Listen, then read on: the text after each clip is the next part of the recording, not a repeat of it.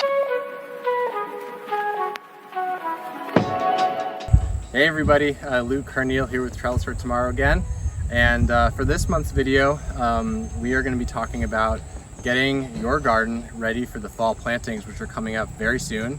What I'll be going over is probably a number of things that y'all have already been doing, which is great. So this will just kind of be a reminder. If there's anything that you see in this video that you haven't done, then you still have time to get it done in the next week or so before we're out for the plantings. But yeah, we'll get started here. And I'll also say that we're here at our Dawn Cottage Village garden here in Phoenixville. It's one of our seed youth gardens. So it's not a food for all garden, but this garden is the vast majority of the produce is tended to by local youth during our summer farm program, our educational farm program. And then the produce at this garden, just like your food for all garden, goes to those in need at food banks, as well as home with the kids. So anyway, it's a great garden. It's a good garden for a little showcase of late summer, early fall prep. So this bed right here we'll start at. And as you likely know, this is Swiss chard, pretty distinctive looking, hard to miss.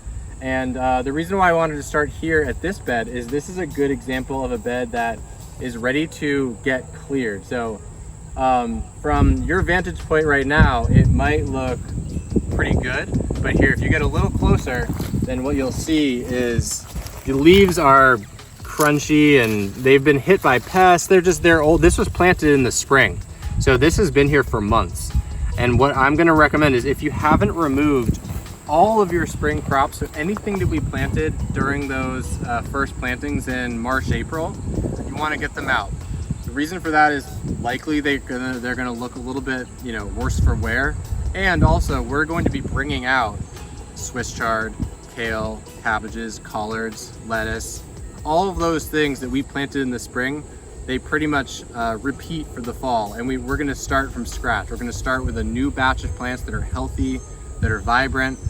So there's really not a need to keep them in the ground. The other thing about keeping them in the ground is that they're going to continue to attract the pests that have caused them to look like this. And so if we keep this bed of chard here and then we plant another bed of chard, then those pests that are still on this crop will just migrate over to the new crop.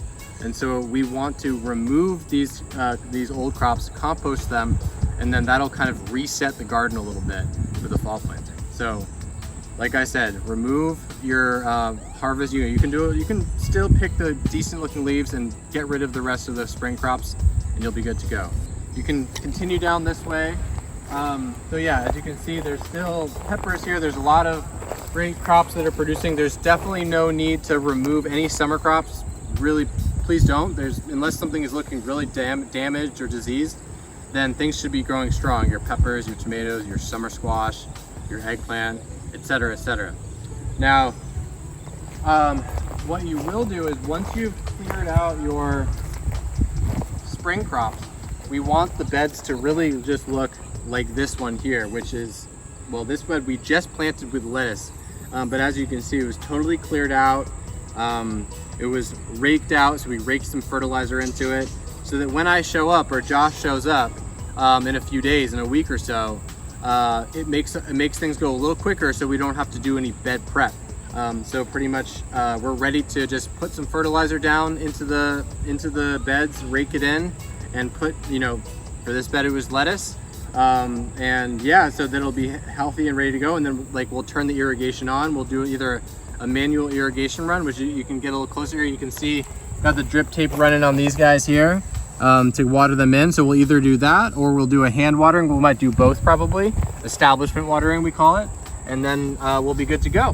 So that pretty much covers it. Not as much to talk about this video as last video, but I'm looking forward to seeing you guys, and we'll see you soon enough. All right, happy gardening.